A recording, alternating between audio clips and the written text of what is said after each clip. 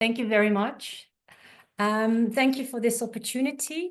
I will not be including Hong Kong during this presentation, but who knows, maybe in the future I can always do another one and include the research that we did in Hong Kong. Today I'll be focusing on 3 countries in Africa. So in the next 15 minutes, I would like to share with you the research that is available on the topic of home versus school language, focusing on primary school learners. From a global perspective, there are 3 main groups of primary school children that are targeted by research. So I will first identify those 3 key groups of learners, and then I will discuss the importance of home language proficiency for academic achievement, both when home and school languages are the same and when they differ. And thereafter, I will explore the concept of linguistic transfer and provide some examples from my own research that I conducted, as the title explains, in Ghana, South Africa, and Zimbabwe. There will be about 10 to 15 minutes left for questions. So what do we mean when we say home language and school language? For today, I will use the definition as stated here. Home language is the language learned during childhood in the home environment. And as you know, obviously, we also refer to it as mother tongue, first language, or native language. School language, or also used the word academic language, can be interpreted in 2 different ways. First, you have the language of instruction, sometimes abbreviated as LOI, and you have the language as a subject. So the second concept of school language is more about the particular linguistic features of communication at school. So the academic register used at school.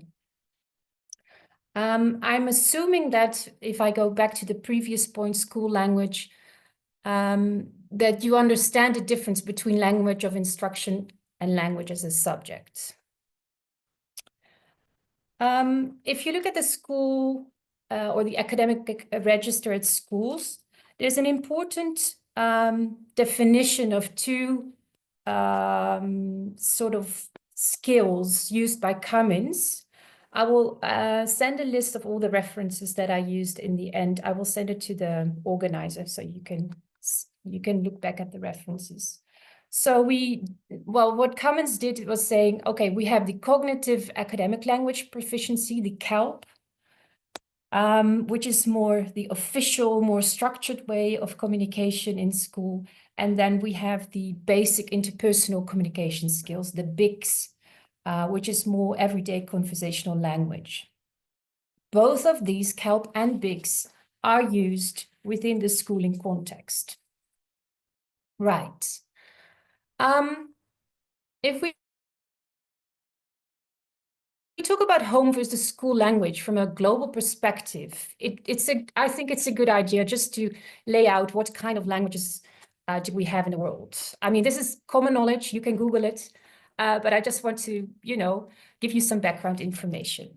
So in the world of today, there are more than 7,000 languages spoken in 242 different countries, of which the world's 20 largest languages are spoken as a mother tongue by more than 3.6 billion people. So this means theoretically that the world has an average of almost 29 languages per country. However, in practice, this is obviously not the case. However, governments are quite conservative when it comes to accepting their national linguistic diversity. Fewer than 25% of the world's countries recognizes 2 or more official languages. So a lot of minority languages are not officially recognized. Still, worldwide, children who are taught in another language than their home language outnumber learners who are taught in their mother tongue only. Right. If you look at the research that we have on home versus school language. So I'm talking particularly about the topic home versus school language. There are 3 research strands that we can identify. And these are basically all, or they are based on the target population of the research. So the research strands, the first one, I would say is the common one. This is about learners who are educated in their mother tongue. So I'm just giving you some examples. French children in France, British children in the UK, Chinese children in China. So these are all children who speak the same language at home as they speak in school. And what this kind of research focuses on are the language differences between learners' home and school language skills. For example, the difference in dialects, but it's still the same language. What you see quite often is this kind of research looks at the impact of socioeconomic status of the family. And there's a lot of this, a lot of output on how socioeconomic status impacts on language development of children, but also the literacy environment. How often or how much do the parents talk with their children? How rich is the language that they use? And then obviously these are related to academic achievements. And I'm sure you are aware of the very important Hart and Riley study from 2003, who show that parents who talk not as much with their children as other parents, how this impacts on the academic achievement, and how many more words children gain or learn when their parents talk to them on a daily basis. As a parent myself, it's hard to imagine that some parents hardly talk to their children, but it is a very important factor. So this is the first research strand where we look at which only looks at what learners, where there's basically no difference in language between the home and the school. If we look at the second research strand, we talk about learners who speak one or more language at home that differ from the official or dominant languages used in society and school. So think about children from families with a migration background. I'm just giving you the example of Mexican immigrants in the US, because a lot of the research output comes from the US and deals with bilinguals living in the US, which are mainly or quite often Mexican, Indian immigrants. But also children who grow up in countries that are officially multilingual. These are also part of this second research strand. For example, Canada, where French and English is used. South Africa, which has 11 official languages. Hong Kong, where you have officially Chinese and English. Zimbabwe, which has officially 16 languages. And Ghana, in Ghana, I don't think they call it official languages, but they call it government-sponsored languages. So learners in these societies speak several languages at home or one language at home, which is not the same as the language used in school. What we see here is that most of the research published comes from higher income contexts. So as I said earlier, United States, Canada, Europe. What unites these learners in the second research strand is that they are immersed in a second language curriculum, where the second language is one of the majority languages of society, with less or minimal attention in the school system to their home language proficiency.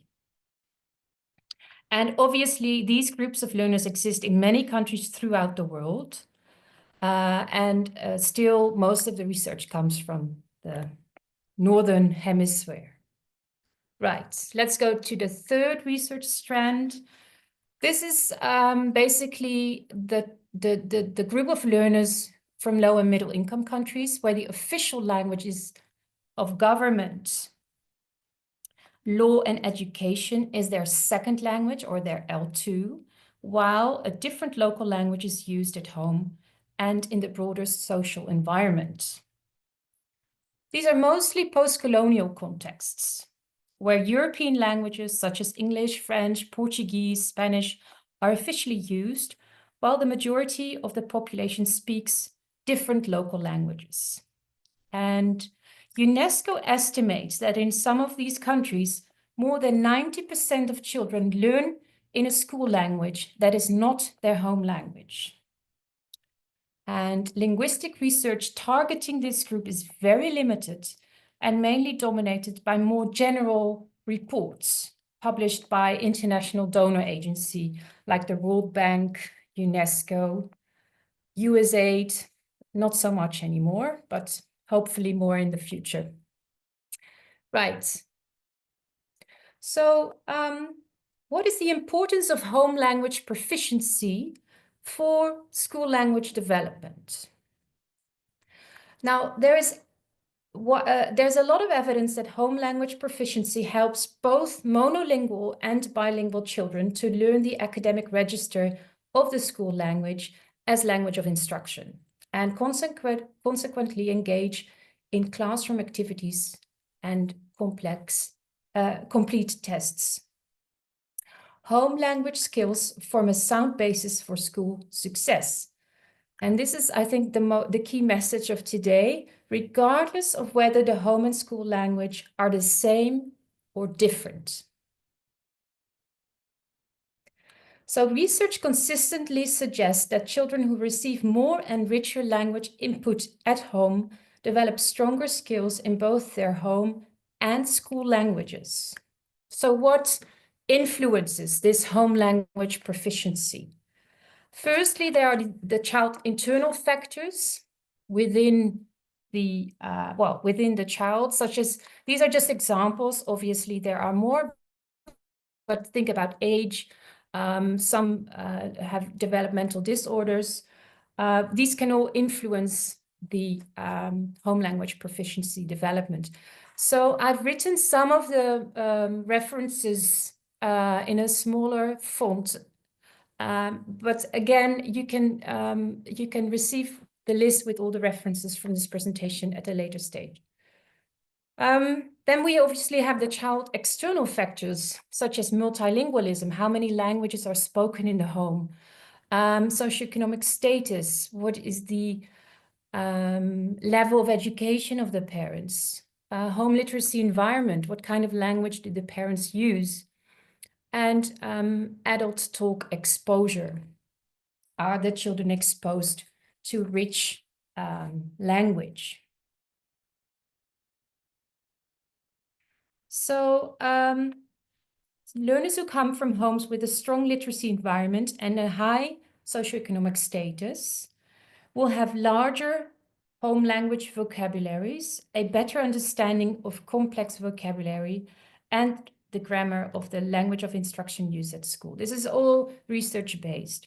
So here you can see that home language proficiency is extremely important for school language development.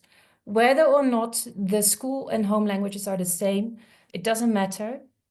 Home language proficiency is extremely important. That's basically the message of all this research. Obviously, something to keep in mind, cultures differ in the type of variables that predict literacy achievement. For example, socioeconomic status is a highly culturally embedded construct. For example, in European contexts, the most predictive socioeconomic status components for home language abilities were found to be parental education and occupation.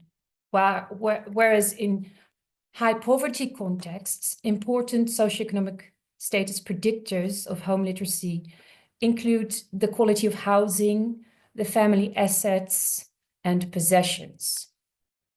So take that into account when you measure socioeconomic status. Right. So I would like to make sort of a note here in this slide, the coming slide, is that although we say home language proficiency has an important influence on school language proficiency, there are also some downsides, obviously, and I don't want to forget about those. So when home and school language are not the same, there are some barriers. For example, children must learn the academic register and become proficient in the language of instruction.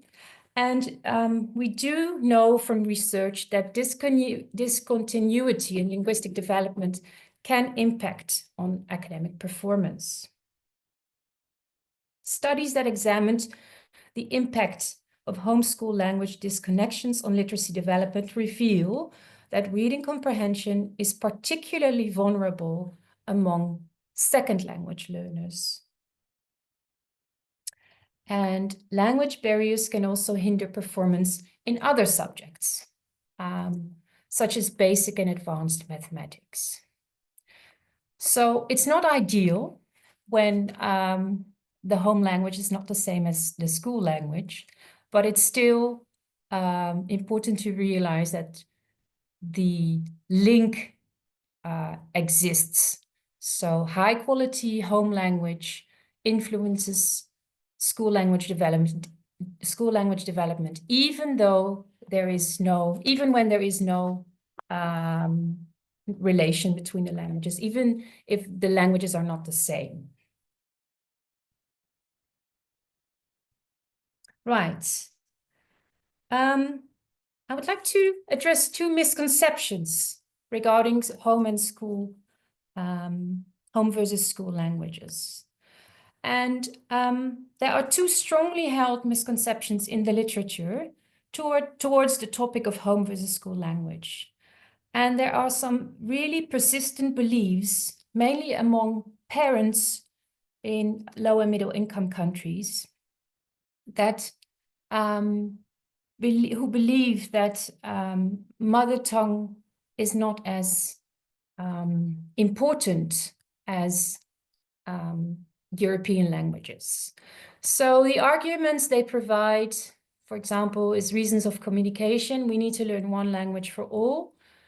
But there's also very strong perceptions regarding employment and prestige. And a recent study from Ghana found that people who speak English on their work floor receive higher salaries. So in practice, there is evidence that you only get better jobs when your English is well developed.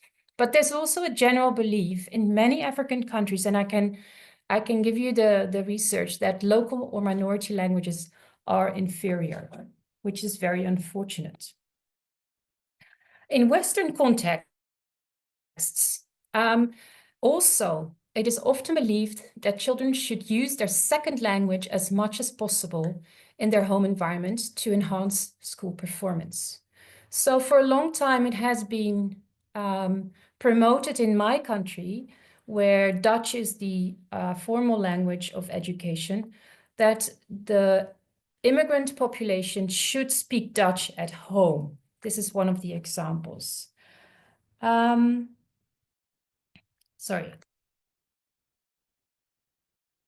However, research contradicts this idea, and luckily in recent years, there seems to be a growing awareness of the importance of maintaining the L1, not only in the home environment, but more and more also at school. Right. So when we talk about L1, first language, L2, second language, some learners maybe have a L3 or an L4. We talk about two languages or multi-languages that sort of are existing in the same brain, right? And what happens in that brain when these languages interact? And for me, this is a fascinating topic of research. And that's why I would like to share with you this concept of cross-linguistic transfer. So how do these languages support each other or help each other? The knowledge of these languages in those you imagine those little children with their little brains and all these concepts of linguistics interacting with each other. And how does it work? How does it play out in reality? And there's quite a lot of research on this topic. So I would like to address this before I go on to my own research. So cross-linguistic transfer basically is, I'm using the definition by CODA, is the automatic activation of previously established L1 mapping patterns triggered by linguistic input in a later acquired L2 language. And research shows, for example, that multilingual learners use their L1 text structure awareness when reading in a second language, or they translate words in their heads from the L1 to the L2. And a lot of research has been done already, and we know from research that there are some key influences that impact on this concept of cross-linguistic transfer. For example, the distance between the L1 and the L2 linguistic features. So if languages are linguistically more similar, it is expected that more cross-linguistic transfer will occur. Also, the proficiency. It is generally accepted that transfer will occur from the more proficient language to the less proficient language. And then language complexity. It is generally assumed that languages that are more complex have an impact on languages that are less complex within the same bilingual learner. Right. My idea about this cross-linguistic transfer is that globally there are so many language pairs available. So many people who are multilingual, who are proficient in distant languages, such as the languages that we're going to talk about now in Africa. And in my opinion, there's still a huge gap in the literature, and it's not informed by all languages across the globe, which is normal. There are too many language pairs available. But one of the reasons for me to investigate these cross-linguistic language transfer in distant language pairs is because there's just very little evidence from the African context. So I would like to stress that based on the idea that linguistic interdependency between a learner's L1 and 2 may exist, research suggests that integrating home language, the L1, into the L2 school settings may be beneficial for second language learners. And I'm coming back to this point at the end of my talk. So please remember, research suggests that it is useful to use the L1 in the L2 school environment. Right. So as I just said, there's a lack of research from the African continent. There's a lack of research, but still 1/3 of all languages are spoken in Africa. And you can't imagine how many languages are spoken in Africa. So of the 6,000 or 7,000 languages that we have globally, 1/3 are spoken there. However, at the same time, 86% of the children in sub-Saharan Africa cannot read a simple text by the age of 10. A reading for meaning, so a text that they understand. If we look at the education models in most African countries, you ask yourself, how do they deal with all these different languages and the school system? So basically what they have done is they use a European language, either from grade 1 onwards. This is called the exoglossic strategy, or they use mother tongue for the first 3 years at primary school, followed by a European language. This is the endo and exoglossic strategy. So the countries where I've been doing my research, Ghana, South Africa, and Zimbabwe, these use the mother tongue for the first 3 years at primary school, officially. In practice, this can also be different. So it comes down to the fact that 80% of primary school children in Africa are taught in a European language that they do not fully understand. And you can imagine the impact of using languages as language of instruction that are not fully understood by the learners. I mean, it's hard to express. I mean, in my country, we don't have these issues of language of instruction. Maybe Hong Kong with your 2 languages, English and Chinese, might be different, but it's hard to imagine that 80% of primary school children in Africa are taught in a language that they don't fully understand. Right. I'm going into the more practical part of my talk. And I'm showing you the world map. And I'm just showing you the locations of my research. So Ghana, West Africa, officially has 11 languages for education and government. But in the country as a whole, there are more than 70 languages. South Africa has 12 official languages, and that one includes sign language. And Zimbabwe has 21 languages, of which 16 are official for education and government.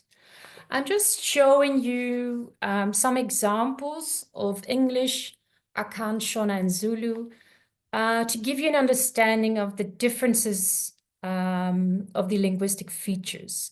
Only the word stranger has been marked in red, and you can see just as a pointer, so you can see how different these languages work at sentence level, at word level. You can see that Shona and Zulu, the word stranger is embedded within a word. And Shona and Zulu are both part of the Southern Bantu languages. And these are called highly agglutinative languages, which means that they use a stem and then add endless numbers of prefixes or suffixes to the words.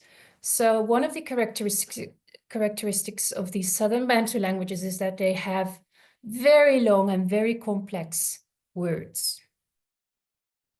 Right. So if we talk about language pairs, we talk about the language pairs that are in the heads of the learners, right? We say this person or this child is bilingual. He speaks Akan and English. He speaks Shona and English. So these are the pairs that we investigated in my research. We looked at the Akan, Shona, and Zulu as first languages and English as a second. I should have put English on the far right. It shouldn't be because it is the second language. Anyway, as you can see, all the languages use Latin script, although Akan has some alterations of the letters.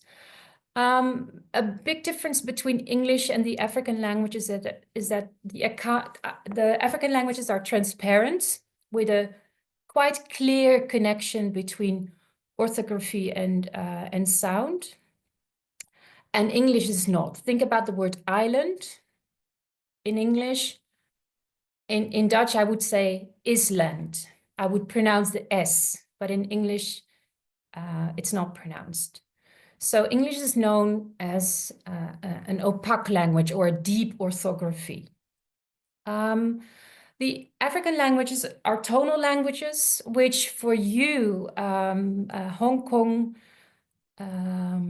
speakers of Chinese is something that is a common linguistic feature of Chinese as well, so you know what it means. For us Europeans, tonal languages are quite a mystery, I should say. It's quite a thing we don't really know anything about. So English is non-tonal like most European languages. English and Akan are very short words, Shona and Zulu extremely long words. And if you look at the morphology, so the way the words are built or the way words are produced, both Akan and English have make use of compounding, derivation and inflection, but Shona and Zulu do very little compounding and far more derivation and inflection. So this is just to give you an idea about linguistic features and why these languages are distant from between English and the African languages. I'm just showing you some maps. This is where Zulu is spoken. The map on the right, the green part. As you can see, English and Akan are the widely spoken languages of Ghana. And then we have this map, the red dot on the African continent is Zimbabwe. And then on the left, you see the official languages of Zimbabwe. And you can see Shona is the biggest. Right, what did we test and what did the samples look like? So we tested upper primary learners, grade 4, 5, and 6. It was a longitudinal study, so we tested them in 23 and 2024. In Ghana, we had 230 learners, 175 in South Africa and 122 in Zimbabwe. And we wanted to know their vocabulary, so we tested the L1 and L2 vocabulary using the PPVT, Peabody Picture Vocabulary. I'll show you some examples. And then we wanted to know reading fluency in relation to comprehension. How fast can they read in words correct per minute? And do they actually understand what they have read when we measure them, when we measure their fluency? Morphological awareness was an important construct in both languages that we measured.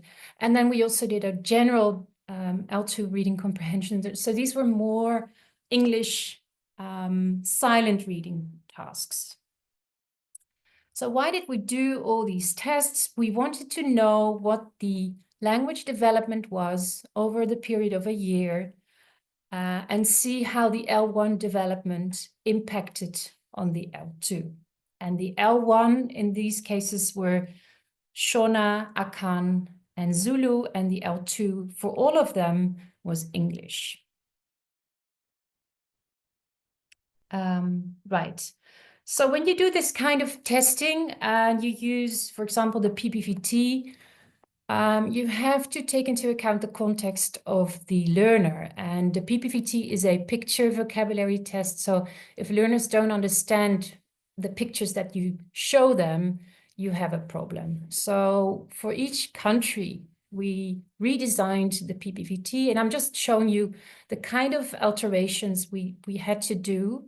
For example, a fence. It was said that, you know, a fence in Ghana doesn't look like this. So we replaced it with the fence on the left. The word stem in Zulu is used for trees, mushrooms, and flowers, whereas in English you would say a tree trunk. So this would cause confusion. So we replaced the flower and the mushroom with other pictures. Another example is in this particular item, we replaced the squirrel with a mouse because there are no squirrels in Ghana, and a possum was replaced with a rabbit. So you just go through the task item by item, and you decide which pictures might cause confusion for the learners and replace them or change the target item. For the reading fluency, we used a test that was already used in South Africa. This is just to show you how it what it looks like, how the elephant got its trunk. And these are the questions. Every text had 5 questions. So we really wanted to know, when they read the whole text, do they understand? And the way we tested it was by just asking them these questions. Same for this Akan. So for every grade level, we had an Akan and an English text, making sure that they were the correct level, grade 4, grade 5, grade 6, and the same questions. Right, for morphological awareness, which was quite difficult to measure, we used the extracted base measure developed by Goodwin and an analogy task of morphological awareness by Kemp. So this is what it basically looked like. For derivation, we use these kind of examples. So you provide the word farmer, and then the learner has to complete the sentence. My uncle works on a farm. I have to finish all my work. For some readers, for some learners, this was quite a challenge. Mind you, this is their second language, right? This is the English version of the morphological awareness. For the measuring of inflection, which is plurals, for example, I found a ball, I found the balls. This is a typical sentence analogy task where learners have to copy the example. So I found a box, I found the boxes, because the first sentence goes from singular to plural. They have to do the same in the second sentence. But also making nouns from verbs, and they follow the example as well. So act, actress, dance, dancer, etc. These are the kind of tasks they were doing. Right, I'm showing you one sentence analogy task in Zulu. I'm not showing one in Akan and Shona, it will be too long. But just to give you an idea how complex the Southern Bantu languages morphology is. So they were given the example, I still am running away. Ngi sabaleka. If you want to make it a negative, you add the A at the beginning and the I at the end. I am no longer running away. So this was the example, and then learners had to write down the answer to this. Sisa kuluma, we still are talking. And then their answer should be asisa kulumi. So this is quite advanced, I would say. I think this was the grade 5 or 6 morphological awareness test. But, you know, it's quite a task, I think. Right. Further on, we used EGRS, Life Cycle of Plants, which is a validated English reading comprehension task. And then we used some of the Pearls tests, which are publicly available, the Green Sea Turtles Journey of a Lifetime. There's quite a few good reading comprehension tests online available if you look for some. Just to show you the teams, obviously I can't do this on my own. So left, you see the Ghana team, very happy people, and even happier people in South Africa. They worked very hard and they were amazing. Maybe some of you are in the audience today. Anyway, this is what it looks like in practice. Left, you see a boy doing the reading fluency, some learners writing a morphological awareness test, and then there's a girl doing word building. It's also something we did. Right, some results. I'm not going to share with you all the results, it's too much, but I just focused on the differences between the L1 and the L2. What we noticed in Ghana is that children read much faster in English than in Akan, which is quite a surprise. However, children understand the Akan texts much better than the English. So even though they read slower in their home language, they understand the content much better. We also did some statistical analysis, and we saw that the Akan reading comprehension is predicted by Akan fluency. So there's an L1 prediction of L1, which is a very common finding in a lot of research, is that fluency and comprehension are strongly linked.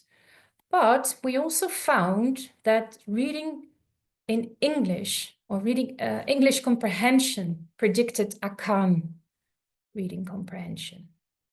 So here we have our transfer, our linguistic transfer, which I find so interesting. So even though Akan and English are very different from each other, English reading comprehension did predict Akan reading comprehension. Moreover, we found that English reading comprehension was predicted by family socioeconomic status. So when you think about socioeconomic status in the fishing village where we conducted the research, high poverty rates, very poor people, the difference of owning a bike or not can impact the English level of your learner, because that's what those were the assets that we looked at. Like, does a family own a bike, a computer, a car, running water, stuff like that. And so yes, if your family has a car or a computer, the chances are that your children are much better in English than your neighbor who doesn't have a car or a computer. And then Akan comprehension also impacted on English reading comprehension. So here we see the next L1, L2 transfer between comprehension. For South Africa and Zimbabwe, what we thought was very interesting was that we found similar comprehension scores in Shona and Zulu, but they were associated with diverse words correct per minute. So if a child reads 30 words correct per minute in Zulu, he will comprehend 80%. And that same 80% of comprehension could be achieved by a Shona reader reading 40 words correct per minute. So what's usually assumed in the literacy research is that fast fluency means high comprehension. And we are now starting to figure out that for many African languages, this is not the case. This could be because of the influence of tone. This could be because of morphology of the languages, but we're still exploring. So this is one of the results that we can add to this gap of research about the relation between fluency and comprehension. For Shona and Zulu, we did a mediation analysis, and we discovered that the Shona morphological knowledge or morphological awareness predicts English morphological awareness. So here we see another transfer between the L1 and the L2. And then further on, the English morphological awareness predicts vocabulary in English and then English reading. So if you follow the arrows in bold, you can see that a learner who has a high knowledge of morphological knowledge in Shona will eventually impact on his or her reading comprehension in English. So this is how you can see how these languages are connected, or the knowledge of these languages is connected. For Zulu in South Africa, we saw the same thing. Morphological awareness predicts English morphological awareness. And then there's a direct line from English morphological awareness to vocab and reading comprehension, and a direct line from English morphological awareness to English reading comprehension. So if you follow the bold lines, you can see how the significant relations work. There's even a direct line that I forgot to mention from L1 Zulu morphological knowledge straight to English reading comprehension. Right. I hope I'm not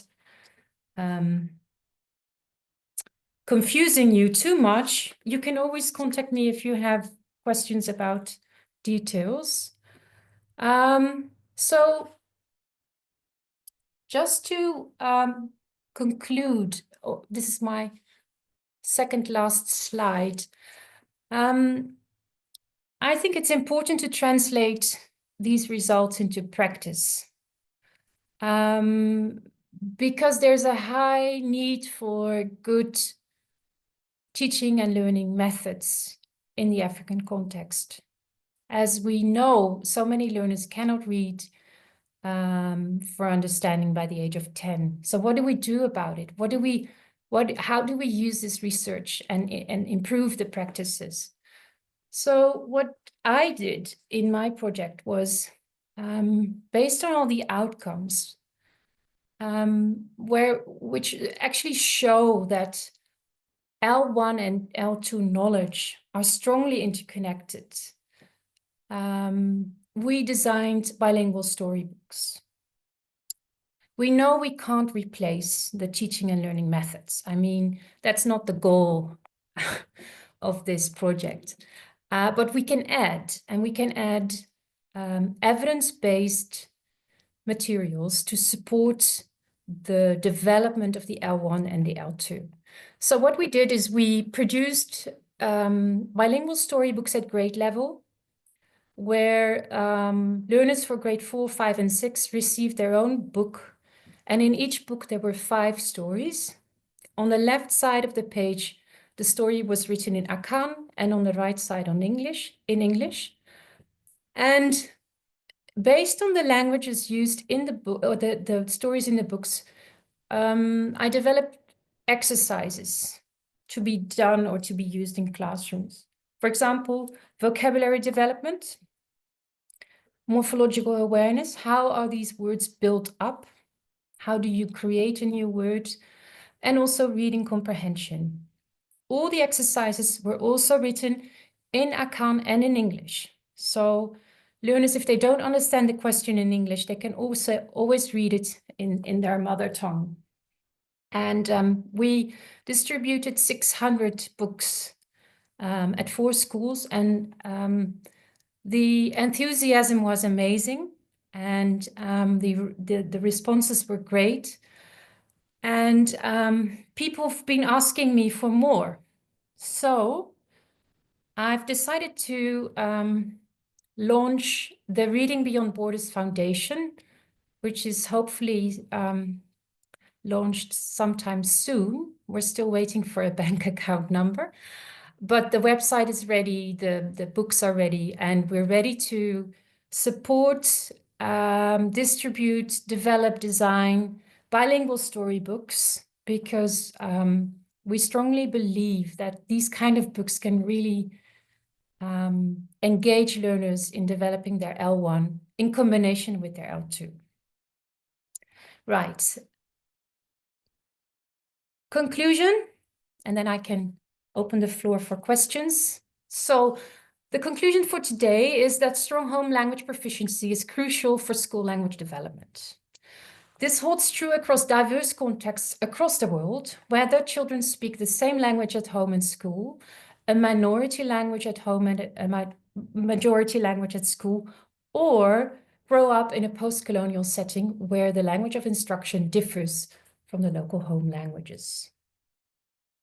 Despite the persistent misconceptions undervaluing minority or indigenous home languages for literacy and academic learning, evidence convincingly shows that stimulating proficiency in both home and school languages enhances academic outcomes for multilingual children worldwide.